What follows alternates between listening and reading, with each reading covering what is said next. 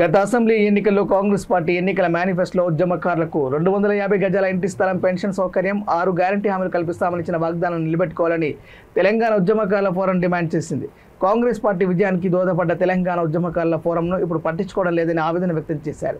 ఒక కమిటీని ఏర్పాటు చేసి తెలంగాణ ఉద్యమకారులను గుర్తించి గుర్తింపు కార్డులు జారీ చేయాలని, సంక్షేమ పథకాల్లో ఇంధనం మహిళల్లో రాజీవ్ యువ వికాసంలో 20% కోటా కేటాయించాలని డిమాండ్ చేశారు. జూన్ 2వ తేదీ లోపల ఉద్యమకారులకు స్పష్టమైన ప్రకటన ఇవ్వాలని, లేని పక్షంలో పెద్ద ఎత్తున ఆందోళన కార్యక్రమాలు చేస్తామని హెచ్చరించారు. ఉద్యమకారుల కారణం రాష్ట్ర ముఖ్యమంత్రి రేవంత్ రెడ్డి గారికి లేఖ ఈ ప్రెస్ మీట్ పెట్టడం జరిగింది. దానికి ఫార్మేషన్ డే జూన్ 2025 నాడు మరియు కమిటీ కానీ వేయాలని, లేని పక్షాన మళ్ళా ఒక కమిటీ మీటింగ్ పెట్టుకొని ఫర్దర్ ఏం చేయాలి అనే ఆలోచనలు ఉన్నాం. కాబట్టి ఆలోచనతో ఉన్నాం. మీరు ఖచ్చితంగా 2 నాడు ప్రకటిస్తారని ఆలోచన చేస్తున్నట్టు మళ్ళా జిల్లా కమిటీలన్నీ ఆధ్వర్యంలో మరి గ్రేటర్ కమిటీ ఉమ్మడి రంగారెడ్డి జిల్లా ఉద్యమకారులు అందరం కలిసి సోమాజో ప్రెస్ క్లబ్ లో రాష్ట్ర అధ్యక్షుడు, రాష్ట్ర కమిటీ ఆధ్వర్యంలో ప్రెస్ మీట్ పెట్టడం జరిగింది.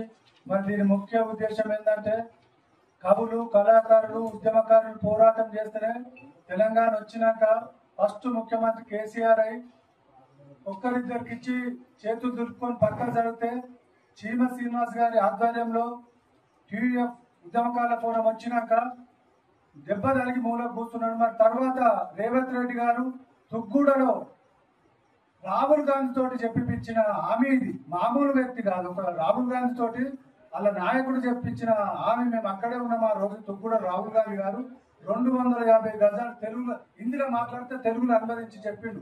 మరి ఒక రాహుల్ గాంధీ ఇచ్చిన హామీ ఆ తర్వాత నువ్వు ఇచ్చినావు. మరి ఉద్యమకారుల ఫోరం రాష్ట్ర అధ్యక్షుడు పోరాటం వల్ల నువ్వు హామీ ప్రజావాణిలో ఇస్తామని హామీ ఇచ్చినావు. ఫస్ట్ జూన్ నాడు, మేము పోయిన జూన్ నాడు ఎంతో ఆశతో వచ్చాం సార్, మాకు నిరాశ మిగిలిచ్చారు. ఈసారి ఆ నిరాశ మిగిలితే మాత్రం సేమ్ ఏమైతుందో మేమైతే చెప్పలేము. ఉద్యమకారులు ఆగేటట్టు లేదు, వాళ్ళ కడుపుకోత ఆగమై ఉన్నారు. అందుకే మీరు దయచేసి ఉద్యమకారులందరూ కూడా వయసులో మీద పడి ఆరోగ్య సమస్యలతో చాలా మంది బాధపడుతున్నారు. 69 ఉద్యమకారులు అయితే చివరి దశలో ఉన్నారు. వాళ్ళందరూ కూడా అందరూ 70-80 సంవత్సరాలు దాటి చివరి దశలో ఉన్నారు.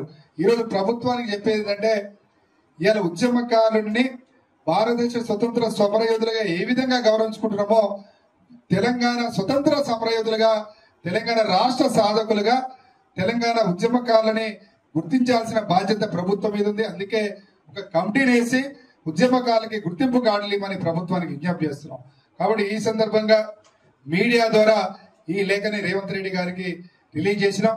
ఈరోజు మా యొక్క రాష్ట్ర కమిటీ, ఉమ్మడి రంగారెడ్డి జిల్లా కమిటీ, అదేవిధంగా గ్రేటర్ హైదరాబాద్ కమిటీ, మా యొక్క మహిళా నాయకురాలు అందరూ కూడా ఈ యొక్క కార్యక్రమానికి హాజరై ఈ రేవంత్ రెడ్డి గారికి ఈ లేఖని మీ మీడియా ద్వారా, ఇవాళ జర్నలిస్టులు కూడా అనేక మంది ఉద్యమకారులు ఉన్నారు, జర్నలిస్టులకు సంబంధించి కూడా ఒక బోర్డుని ఏర్పాటు చేయమని తెలంగాణ ఉద్యమకారుల ఫోరం గత 6 సంవత్సరాలుగా అడుగుతున్నది.